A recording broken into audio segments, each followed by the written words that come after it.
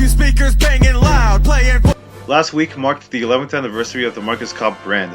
Yeah, I kind of overshot the 10th anniversary, but better late than never. And it also happens to be the same week where I age up, so to say. I am Mario 64 years old. And because of all this, I figured it's time to look at the system that shaped me into the video game playing person I am today, which happens to be the Nintendo GameCube. I've dabbled with other systems when I was really young, but the Platinum GameCube was my first owned system from age 7 to 11. Hey, how about that? Practically like 70% of my video game time was spent on this thing. The other percent went on my brother's PS2 and PSP, but that's a different matter. I've gotten, rented, and occasionally borrowed so many games on this thing, it really was a prominent part of my childhood. That's why I wanted to make this list of my top 15 favorite GameCube games as of the late 2010s. There are still some big games I haven't tried out yet, like Metroid Prime, so this list may be subject to change in the future, but I've played most of what I want to play on this system, I'd say.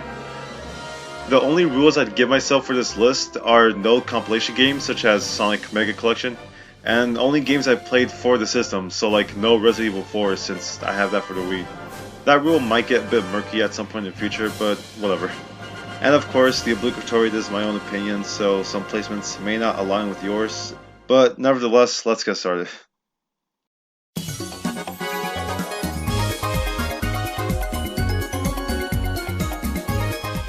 Thinking back on this, I actually haven't played that many Mario Party games. On the GameCube alone, I've only, right now, just played 4 and 7. And out of the two, I definitely think 7 is a much better game. Or at least I enjoyed 7 a lot more. Small thing about me and the Mario Party games when I was young, I've only played Mario Party multiplayer like once or twice when I was young. So basically my entire experience with Mario Party, at least growing up, was just me playing it alone. But whatever, it doesn't matter. That probably explains why I'm so big on single player games nowadays. But aside that, yeah, I played this game a bunch from like the summer of 5th grade going to 6th grade. Specifically, what I remember, I would wait until my dad would take my little brother to my aunt's house or someone, so like they could look after him while he went off to work. And that would happen about like afternoon of each day. And once they left, I would basically get freaking, what was that, special case cereal, the chocolate ones at least, and just have that while playing Mario Party 7, like just for most of those afternoons. It's really dumb when you say these kind of memories out loud, but that's just what you associate these games with. And that's what I sometimes think when I go back to Mario Party 7. The game itself, of course, I think is fantastic. It's still probably my favorite Mario Party even to this day. Though I should probably play a bit more of the games before I can really make that claim.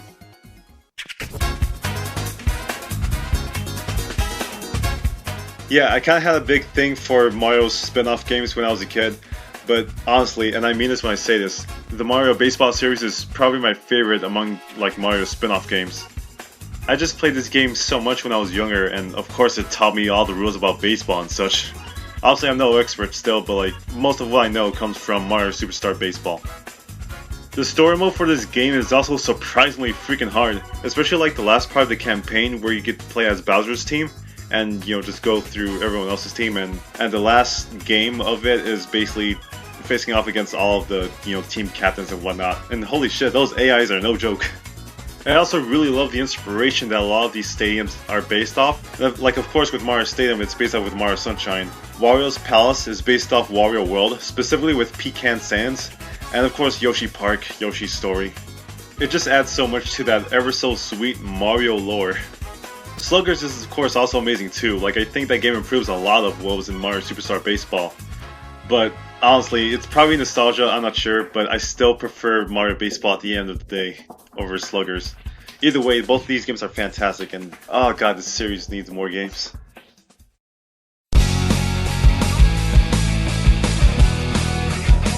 So, back in the day, I remember renting The Simpsons Road Rage, and I thought the game was pretty fun, for being a crazy taxi clone.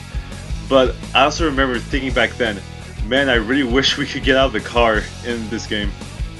And lo and behold, my brother would tell me about there being a new Simpsons game that was going to come up that's basically similar to Grand Theft Auto, where you can actually get out of the car and take other vehicles, although that's what he said, but of course you don't really take other cars, you just kind of ride passenger for a lot of them. Either way, hit and run, this game is fucking phenomenal. I think what also really helps is the fact that I did actually watch a majority of the Simpsons episodes that are referenced in this game. Like, I got a lot of the references, which it's not required to really enjoy the game, but I do think you get more out of it if you know, where some of these references came from. It's not required, of course, and this game is still mega fun either way. There was actually a point in my life where I actually got most of everything in this game. I got all of the hidden folders, which is what I call them. I got most of the coins, destroyed most of the bugs, found most of the gags. Like, I didn't 100% this game, but I got pretty close until my stupid little brother deleted my memory for the game, so I don't have nearly as much completed anymore. But dagnabbit, I fucking tried still.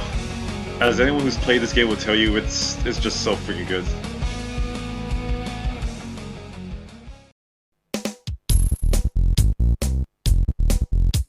For some funny reason, I specifically remembered that Thug Mansion was the 7th game for the GameCube that I had. I guess I only remember that because at the time 7 was like my favorite number for whatever reason. But yeah, this was the 7th game I've owned for the GameCube. Because this game is so short, it's pretty easy to like just go back and replay it and rediscover like some new hidden treasures or whatnot that you missed like in your previous playthroughs. I discovered new treasures that I just completely missed during the initial 6+ playthroughs I had when I was a kid. What I also just really loved about this game was that this mansion just seemed livable, like there were actually people here that lived here once. Of course, that's not true if you play the game. But the fact that there's real dollar bills in Thug Mansion, and of course the Portugals being basically real people, again, the lore. These games just had so much to the Mario lore that, oh god, that was just lost in future installments of Mario games. But yeah, Thug Mansion, it's fantastic.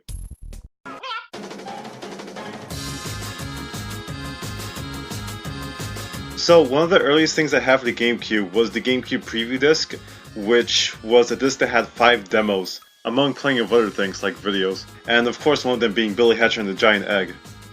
Yup, I'm finally giving Billy his chance in the light right now. Unfortunately, back in the day, I've only ever rented it, so I didn't really get a chance to fully finish it until 10th grade when one of my friends had the game and he just basically let me have it. And playing it in high school made me realize that this game is actually pretty damn hard. But aside the difficulty, I just love the level-based platforming in this game. Collecting all the emblems even reminded me of Super Mario Sunshine, since collecting them all is supposed to restore morning back to this land of... Morning Land? That's actually the name of this place. Something I was also into as a kid was the idea of playing as multiple characters, which is exactly what happens in this game. In certain missions, you get to play as some of Billy's friends, such as Roll, Chick, and fucking Batman. Now that would have been a good playstyle. Also, the abundance of Sega references, mostly through the Sonic Team eggs. I can't go into things too much since I gotta keep the list going, but this is a really fantastic game that just deserves a continuation of sorts, which is exactly what I mentioned in my video a while back about games on the 15-year-old hiatus. Plugs.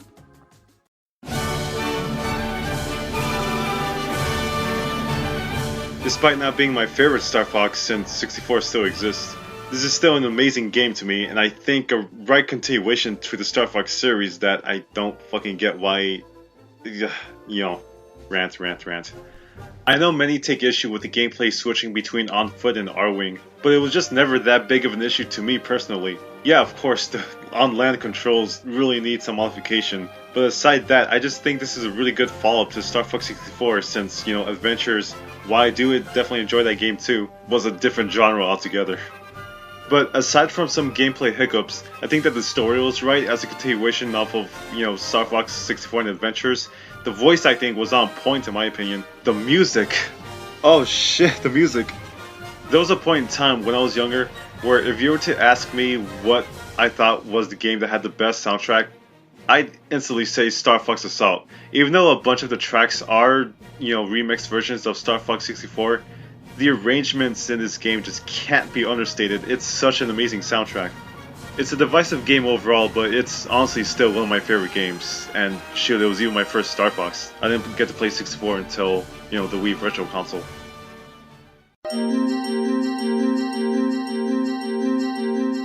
I've made a few bad gaming related decisions throughout my days, mostly involving passing up games that I really should not have passed up, which you guys will see later in the video.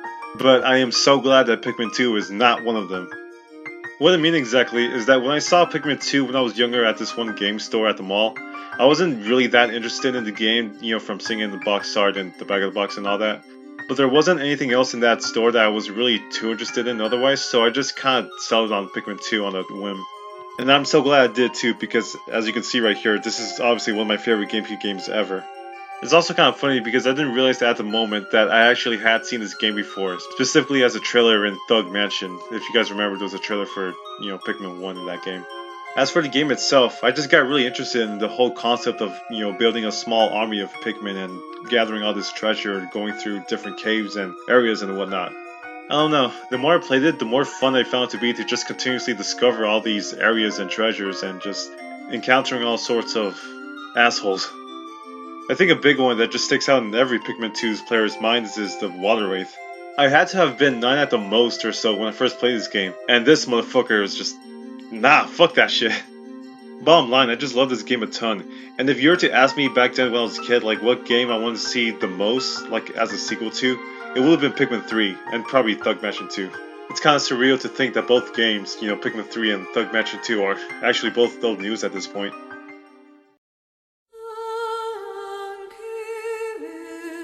I've talked about this before in one of my earlier videos, but yes, this is definitely my preferred method of playing Metal Gear Solid 1. The back of the box has a pretty good summary of how this game works. It's essentially, the gameplay of Metal Gear Solid 2 put into Metal Gear Solid 1 with, updated graphics of course. I played this game heavily during middle school, up to a point where I could probably tell you all the voice actors in the game because I would see the opening credits of the game so much.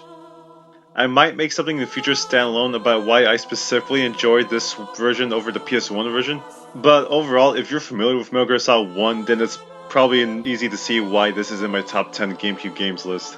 Let me just leave you with a quick Psycho Mantis foreshadow about the rest of the games on the list. I see that you enjoy Nintendo games.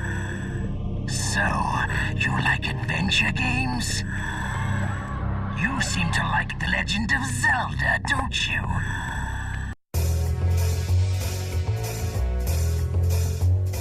Small little fact, this is so far the first game on this list that I did not experience during childhood. No, I in fact didn't get a chance to play this game until 12th grade, where I got it from my, local neighborhood rabbi, Mr. Sky. I'm Mr. Sky. Which is funny because despite getting into this game super late, I still got really addicted to it. I mentioned this in my other video, but basically Mario Kart Double Dash is the only racing game I had for the GameCube up to that point, and F-Zero GX 300% just blows that game out of the water. So many courses, so many characters, Jesus Christ, that story mode is freaking hard. Even the courses themselves are, oh boy, they're a fucking challenge to get through. Everything here is just freaking phenomenal except for the voice acting, but still, I played this game like so much during that small era. I actually got pretty good at the game for the time, but there was still no way I was going through story mode on hard mode. I only completed a few story missions at hard, but yeah, no, that shit's just, I'm not doing that ever. And needless to say, the soundtrack is just freaking stellar. I may have gotten to F-Zero GX much later than I probably should have, but still, it is such a good game.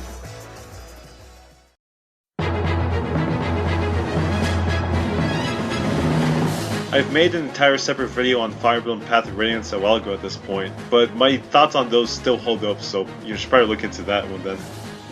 I will expand on one thing though. Obviously this game right now is like rare as shit, it's like $100+ or whatever. But I did see it back in the day in Circuit fuck, I hate this phrase. I did see it back then in Circuit City. I saw it and I actually held it, but what went through my mind at the time was that I wasn't that big of a fan of Marth from Super Smash Bros. Melee, so I passed up the game. I didn't even end up getting anything else that day. To this day, I still think passing up Fire Emblem Path of Radiance is probably the biggest thing I regret in my life. Because that was really my entire basis for passing it up. Marth wasn't even in this game. But granted, I was young back then. I didn't like anime at all back when I was younger. Or at least not too much. I don't know, I just can't help but wonder, well, one, I would have had something that valuable in my possession. And two, how I guess my taste would have changed back then if I had played this sort of game, because I had never played any RPGs back when I was a kid.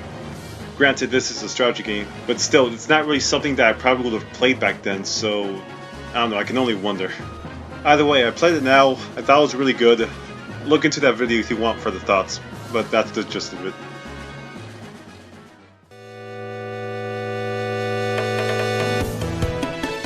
Speaking of more regret, this is the last time I show you. I saw Paper Mario 2 back then. I think it was at Best Buy where I saw it, and I looked at it, and my mom was going to give me a game or something. I don't know, we were just there. And I thought to myself, I already kind of have a lot of Mario games at the time, because, you know, like I mentioned earlier, I was pretty big on Mario spin-offs. So I guess just at that particular moment, I wasn't too keen on getting another Mario game pretty much, so I passed it up. And then come 11th grade, and I did like a little borrow trade thing with my friend. Yeah, I'm talking about you, Tate. I traded him Pikmin, I had Pikmin for the Wii, the new Play Control version, and I traded him that for his Paper Mario 2. More so, like, we're just loaning each other the games for a bit. Oh my god. I had so much regret when I played that game because that was probably one of the best Mario games I've ever played in my life. Even now, I still think that this is one of the best Mario games out there. I'm still kicking myself for this because, like Path of Radiance, if I had not passed this up, this would have been my first RPG game. And just wondering like how, maybe my taste wouldn't have changed much for this game in particular, but still, it would have been easily my favorite Mario game at that time. I would have gotten Super Paper Mario for the Wii, like on site back then, no question, like if I had seen it. What else can I say about Thousand Year Door besides, just go play it. I don't care how you play it, emulation, whatever, just fucking play it.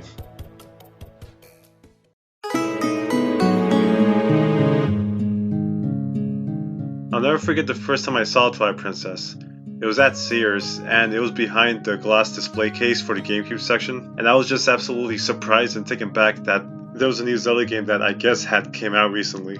This is back during that time where unless you had some kind of magazine subscription, the only way you'll know if a game was coming out is if you just happened to run into it, or if you heard it word of mouth. And of course I was just absolutely speechless, and I wanted it no matter what. But I don't believe I got it until probably the following week, because I guess that's when my dad would have gotten me that game. Long story short, I played the game for months because there's a few points where I got stuck, and overall it was just a very unforgettable experience for me. Ever since middle school, I've always teetered back and forth on which one I like more, Wind Waker or Twilight Princess. You can guess Wind Waker's in my top 3. Even now, I just can't come to a decisive decision because Twilight Princess was like the most epic thing I played at the time, and every bit just as nostalgic. Not enough I can say about it in such a short amount of time, but I love it. Let's move on.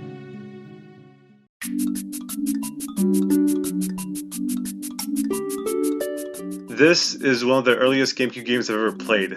Maybe even my first, I have no idea, my memory is way too hazy on that part. But despite the amount of criticisms you can throw at this game, it doesn't change the fact that I adore Super Mario Sunshine. What I can say I love the most about Mario Sunshine compared to other Mario games is that the world of Isle Delfino just feels believable. Like, this is probably the Mario game that's the most grounded in reality. Well, as realistic as you can get for a Mario game. A lot of the levels basically were in fact connected. Like, from Delfino Plaza you could see Rico Harbor, you could see Galato Beach and Peanut Park at a distance. From Bianco Hills you could see Rico Harbor just down in the distance. Not so much Noki Bay, because that's probably behind the island, but just the fact that you can even map it out, we don't get that in Mario games these days. We just flat out do not get that. That's not even a thing with Mario games nowadays. Even back with Mario 64, all those levels are just a bunch of weird floating platforms and random obstacle courses. In Mario Sunshine, you weren't exploring fucking Roly-Poly Mountain or Thick Thigh Bay. Where the fuck am I going with this? You were exploring Sierra Beach, or you were exploring Noki Bay, which had platforming elements that were integrated in the location that these people lived in. Or not people, fucking characters, goddamn. The levels in Mario Sunshine didn't feel like levels. They felt like actual locations that you could realistically go visit or something. Of course, the rest of the game was all fiction and cartoony and whatnot, but Mario Sunshine just had that weird level of authenticity that I really enjoyed, on top of already being a really fun game to play. Did I really just go into a rant about Isle Delfino?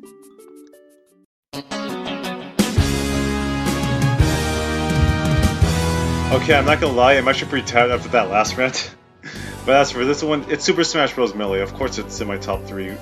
I guess the best I could say is that this was actually the game I got with my Platinum GameCube. The Mario Sunshine and whatever other games I played early on were on my brother's GameCube, which stopped working for some reason, so then me and my dad went to La Curaçao The way their things worked was when they sell game consoles, they usually bundle in the game, like off their own will, and Melee was the game that was bundled with that Platinum GameCube.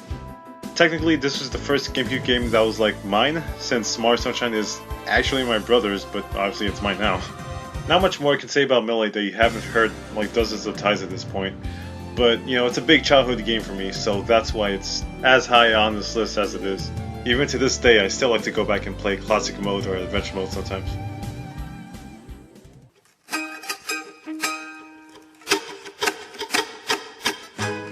Next is Super Mario Sunshine. This was one of the earliest games I played for the GameCube. As such, it has to be one of my favorites too. Even to this day, there still has been a Zelda game that surpassed Wind Waker as being my favorite. Even though Twilight Princess just kind of teeters back and forth on that, if I had to give like a absolute definitive ranking, it'd be Wind Waker over Twilight Princess, just for that added like nostalgia and childhood factor of it. I just feel like I was at the right age to get into this game, you know, age 7. I've played it all throughout elementary school, I've revisited it in middle school, revisited it in high school. Even now I still like to just kind of go back to it sometimes. It's the only Zelda where I've close to 100% of it. I've never actually done it so, but I got really close. Actually, one of my playthroughs in high school was me trying to get all the figurines in the Nintendo gallery in Forest Haven, and I did it. I even got Knuckle too. Dang. And also, I established earlier that my brother and I didn't really play games all that much. He would only play with me very rarely. But one of the things I remember we did play was Wind Waker with the Tingle Tuner, and we actually found one of the Tingle statues in Dragon Roost Island. I don't know, this game really means too much to me for me to properly express. The best I can say is it's my favorite GameCube game, and I don't think it's gonna change as being my favorite Zelda game either. Now that I've talked and recorded for several hours, those were my top 15 favorite GameCube games, and that's the end of the video, I guess. Thanks for watching, and until next time. Socially exhausting as fuck. That's boring. Because you have to force be like interesting for like 6 hours. You have to talk to niggas that don't talk to you. They're just in a chat. Yeah. That's weird as fuck. Well, you basically just have to make something out of nothing, pretty much. The only thing I'm down to live stream is like just us chilling. Like this, we could live stream this. Probably make money. Damn it, Scott, why don't you bring it? So thanks guys for watching the Neo Bobo Boys podcast. If you like the video, When are we gonna have another one of those?